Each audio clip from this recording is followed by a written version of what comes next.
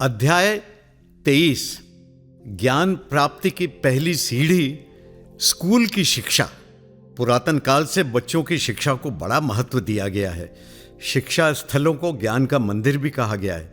इसीलिए गुरुओं के प्रति आदर व समर्पण का भाव भारत के इतिहास में हमेशा रहा है।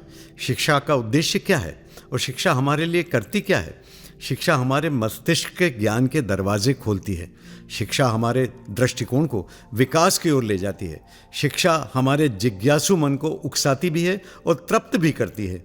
इस मायने में स्कूलों में दी जाने वाली शिक्षा को महिमा का महत्व किसी से छुपा नहीं है। कहती भी हैं कि बीज गुणवत्ता अच्छी होगी तो फल भी मीठे ही आएंगे। बुनियाद अच्छी होगी तो ढांचा भी मजबूत बनेगा। नींव गहरी और मजबूत होगी तो इमारत भी बुलंद बनेगी। स्कूली शिक्षा इसलिए भी महत्वपूर्ण है कि जिस कच्ची उम्र में विद्यार्थी वहाँ जाते हैं तब उनकी उम्र प्रभावित होने की होती है। वे कच्चे माल की तरह जाते हैं। जिस तरह के सांचा अब प्रयुक्त करेंगे प्रभाव में आए बच्चे वैसे ही बन जाएंगे। अतः जब हम स्कूली शिक्षा की बात करते हैं तो ऐसे उत्सुक बच्चों की बात करते हैं जो भविष्य के प्रति जिम्मेदार नागरिक बन जाने के लिए तैयार रहते हैं। इसीलिए मैं कहता हूं कि कॉलेज की शिक्षा से भी ज़्यादा महत्व इन स्कूली शिक्षा के ज्ञान के मंदिरों का होता है। यहीं से ये तय होता है कि हम देश का भविष्य कैसा चाहते हैं। जब हम स्कूली शिक्षा की बात करते हैं तो उन गुरुजनों की भी बात कर लेनी चाहिए जो हमारे देश का भविष्य बनाते हैं। क्या उन्हें पर्याप्त सम्मान दे रहे हैं? क्या हम उनके रहन सहन व उनकी सामाजिक प्रतिष्ठा बनाए रखने के लिए पर्याप्त वेतन दे रहे हैं? क्या हमारी शिक्षा प्रणाली ऐसी है कि जिसके तहत गुरुजन अपना नैतिक दायित्व ठीक से निभा सकते हैं? ये सभी तथ्य विचारणीय हैं जिन पर गहराई से ध्यान देने की ज़रूरत है। हमारे देश में तो गुरु की महिमा का अद्भुत बखान किया गया है। गुरु को भगवान से भी ऊपर बताया गया है।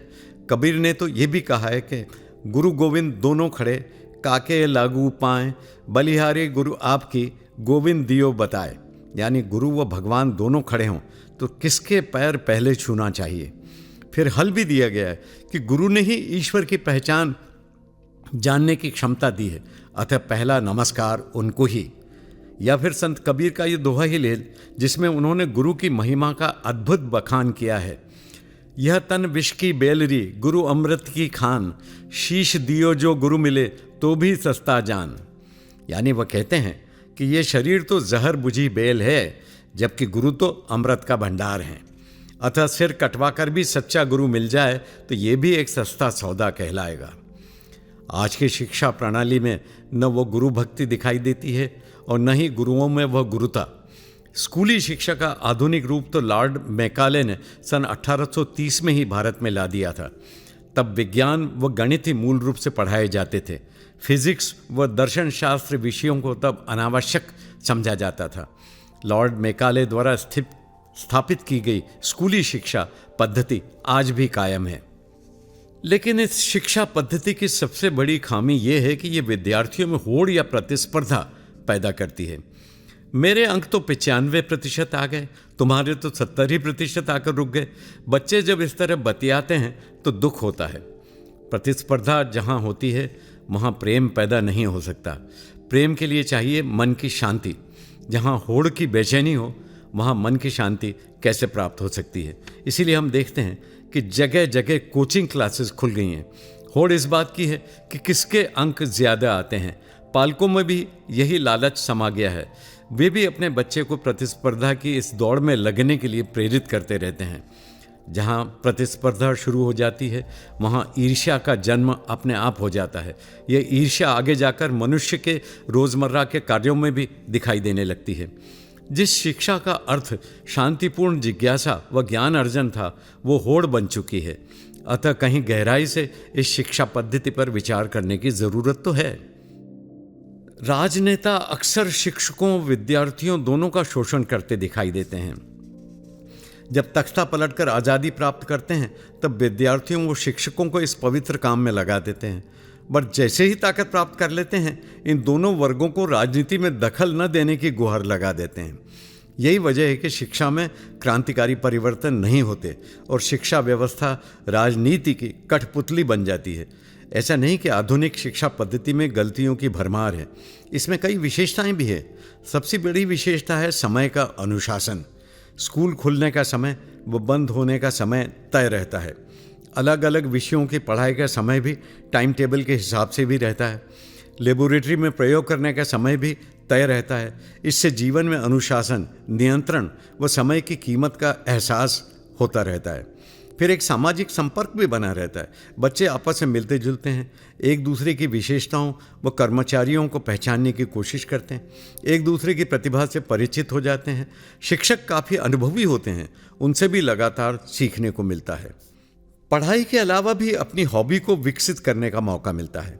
खेल की गतिविधियों में भाग लेकर अपना मूल्यांकन करने के अवसर भी मिलते हैं। इससे भी बड़ी बात है कि आपसी व्यवहार का साधारण ज्ञान प्राप्त होता है, जो जीवन में बड़े काम का साबित होता है। पर स्कूल की इस परंपरागत पढ़ाई में खर्च भी बहुत होता है। सरकारी स्कूल छोड़ दें तो प्राइवेट स्कूलों की फीस बहुत ज़्यादा पड़ती है। किताबों का खर्च, ट्यूशन का खर्च, स्कूली बस से आने जाने का खर्च व स्कूल में ही खाने पीने का खर्च काफ़ी भारी पड़ सकता है। इसलिए आजकल परंपरागत कक्षाओं के बजाय ऑनलाइन की पढ़ाई की तकनीक भी अपनाई जाने लगी है। हालांकि हमारे देश में आज भी लॉर्ड मैकाले द्वारा स्थापित शिक्षण प्रणाली ही ज़्यादा प्रचलित है। एक ज़माना था, राजा महाराजा भी अपने बच्चों को शिक्षा प्राप्त कराने ऋषि मुनियों के यहाँ वन में भेज देते थे। तब गुरुओं का ज्ञान भी अद्भुत होता था। वे शास्त्र व शस्त्र दोनों तरह की कलाओं में समृद्ध होते थे, इसलिए उनका सम्मान अद्भुत था। समाज वही विकासशील कहा जा सकता है जिसमें गुणवानों का सम्मान हो। इसीलिए पुराने राजाओं के दरबारों में आध्यात्मिक गुरुओं, योग्य शिक्षकों, प्रतिभाशाली कवियों, चित्रकारों व कला विशारदों का बड़ा सम्मान होता था। महाभारत के दृष्टांतों में हम पढ़ते ही हैं कि किस तरह गुरु द्रोणाचार्य ने युधिष्ठिर, भीम, अर्जुन, नकुल, सहदेव व दुर्योधन जैसे राजकुमारों को युद्ध कला में सुसंस्कृत किया। शिष्यों को अपने गुरु पर बड़ा नाज होता था, जो गुरु भी योग्य शिष्य पर बड़ा गर्व करते उठते थे। गुरु द्रोणाचार्य व एकलव्य की गाथा तो आप सभी ने सुनी होगी। द्रोणाचार्य नहीं चाहते थे कि उनके प्रिय शिष्य अर्जुन से बेहतर कोई धनुर्धर दुनिया में हो, पर एकलव्य की बाण विद्या देखी तो चौंक गए। वो भी अर्जुन की तरह ही प्रतिभाशाली था। द्रोण ने पूछा, धनुष चलाने की विद्या कहाँ से सीखी? तो उसने द्रोण की ही तस्वीर दिखाते हुए कहा, आपकी तस्वीर को गुरु मानते हुए मैंने विद्या सीख ली है। द्रोण ने तब पांसा फेंकते हुए कहा, गुरु दक्षिणा का क्या हुआ? मांगे गुरुवर, जो मांगेगे वही दूंगा। एकलव्य के कहने पर गुरु द्रोण ने अंगूठा ही मांग लिया और गुरु भक्त ने अपना अंगूठा काट कर दे दिया। ये वो ज़माना था जब गुरु भक्ति पूरे शबाब पर थी। आज का गुरु अगर शिष्य से अंगूठा मांगेगा तो चालाक शिष्य अंगूठा देने के बजाय अंगूठा दिखा देगा। अब शिक्षा ज्ञान प्राप्ति के बजाय पद प्राप्ति का औजार बन गई है। शिक्षा को केवल रोजगार का साधन बना दिया गया है। आत्मविश्वास, साहस, भावुकता, संवेदनशीलता, चरित्र निर्माण, सहनशीलता व धैर्य के प्रति वर्तमान शिक्षा प्रणाली में ज़्यादा आग्रह दिखाई नहीं देता। अतः यह ज़रूरी है कि शिक्षा को केवल भौतिक साधनों की प्राप्ति का औजार न बनाया जाए, बल्कि शिक्षा ऐसी हो जो मन को आनंद से भर दे। सच्चे ज्ञान से हमेशा आनंद की अनुभूति होती है। विचलित मन शांत नहीं रह सकता।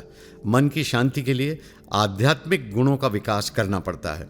शिक्षा जगत की एक समस्या ये भी हो गई कि शिक्षा केवल ज्ञान प्राप्ति का स्रोत नहीं रह गए, बल्कि एक व्यवसाय बन गई है। एक दुख की बात यह भी है कि अधिकांश बड़े स्कूल वे लोग खोल रहे हैं जिनके मालिकों का चाल चलन व चेहरा कभी प्रेरणादायक नहीं रहा। विश्वविद्यालयीन शिक्षा से भी ज़्यादा महत्व स्कूली शिक्षा का है, क्योंकि संस्कारों के बीज यहीं से पड़ते हैं, संवेदनाएं यहीं से जागृत होती हैं, रचनात्मकता को राह यहीं से मिलती है, याददाश्त यहीं से बढ़ती है। विद्या प्राप्त करने का मतलब पुस्तकें रटकर परीक्षाओं में उत्तीर्ण होना ही नहीं है। पुस्तकों की अच्छी बातें जीवन में उतारकर अच्छे नागरिक बनाना भी शिक्षा का मकसद है। यंत्रवत परीक्षाएं उत्तीर्ण करके ही जीवन को सफल मानने की प्रवृत्ति से बचना चाहिए। तकनीकी ज्ञान के साथ चरित्र निर्माण प्राप्त करने की कोशिश शिक्षा तंत्र को करनी चाहिए। तभी शिक्षा का असली अर्थ फलीभूत होगा।